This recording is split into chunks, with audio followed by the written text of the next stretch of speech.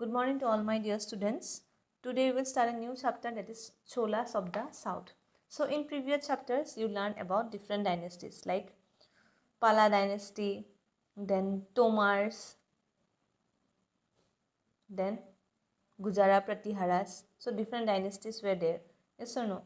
So dynasty means what? When same members of the family can take control over some areas for many years, then it is known as dynasty. When same members of the family can have control over some areas over many years, then it is known as dynasty. So Cholas rule for over many years, okay, for over 400 years. So it is known as a dynasty. So Cholas were mostly found in the southern part of India. Okay, Cholas captured the areas of southern part, that is before 4th century AD. Okay, so here we will start the lesson reading.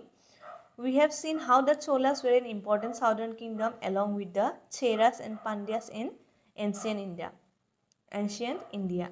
So Cholas, Cheras and Pandyas, you remember these three names, they took control over the southern parts of India.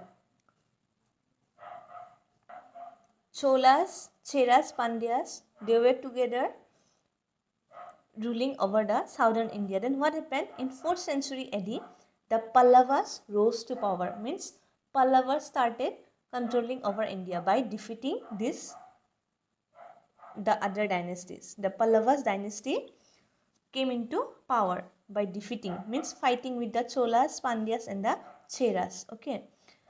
Then again what happened? 4th, 5th, 6th, 7th and 8th century. For 4th century, they ruled over the southern part. Then in 9th century what happened? Again one king was there. His name was Vijayalaya. So with the help of his forces, Vijayalaya managed to overthrow the Pallavas. Okay. With the help of armed forces, Vijayalaya managed to overthrow or defeat the Pallavas in 9th century AD. Okay, he belongs from Urayur. Okay, he was from Urayur. He was also a Chola king. So what I am saying from the time that at first Cholas, Pandyas and Cheras were ruling over southern India. Then what happened? Pallavas rose to power in 4th century AD. Okay, then after 4th century AD, they ruled over 4 centuries. 5th, 6th, 7th, 8th. For 4 centuries, they ruled over the southern India. Then in 9th century, Vijayalaya with his armed forces defeated the Pallavas once again. Okay, and gained control over the Kaveri Delta. With the help of armed forces, he could control over the areas of Kaveri Delta. Vijayalaya's successors managed to defeat the Pallavas and Pandyas and add some of their territories to the Chola kingdom.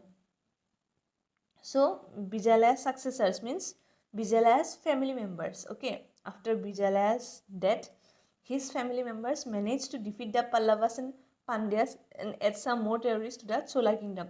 So like Kanchipuram, Madurai, these all areas were captured. Means his successors were able to capture these areas later on after the death of Vijayalaya. Okay, then it ruled for almost 400 years. Vijayalaya and his successor are also known as imperial Cholas. So Vijayalaya and his descendants, means his family members, were together known as imperial Cholas. Okay, so we will learn here the name of the important rulers, how they took control over the areas of different southern part of India. Vijayalaya set the stage for the re-emergence of Chola power in the south by defeating the Muttayar in mid-9th century AD. So Vijayalaya defeated mainly whom? The Pallavas. Pallavas king was Muttarayar. Okay, so Vijayalaya defeated means fought with Muttarayar. The Muttarayar were subordinates of Pallava kings of Kuchiparam. So Kuchiparam, you can see here. So they were the descendants of Pallavas. Okay. Vijayalaya captured the Kaveri Delta from then built the town of Thanjavur. So Vijayalaya managed to capture the Kaveri Delta and build the town of Thanjavur. Okay. Then after that, who took control? Aditya I, his son of Vijayalaya. He gained control, and after that, Aditya I, his grandson, that is Parantaka I, took control over the southern part of India. Then again, what happened? Parantaka I defeated means fighting. He defeated the Pallavas and Pandyas. After defeating the Pandyas of Madurai and annexing their territories, Parantaka I took the title of Madurai Kanda. So Parantaka I took the name of or the title of Madurai Kanda because he considered him as the master of Madurai. You can see Madurai here. This Madurai is here. Yes or no? So over Madurai he took control. So the most important among them were Rajaraja I and Rajendra I. So first Chola kingdom was Vijayalaya. Yes, in 9th century. Then Aditya I. Then Parantaka I. Then again after him Rajaraja I and Rajendra I.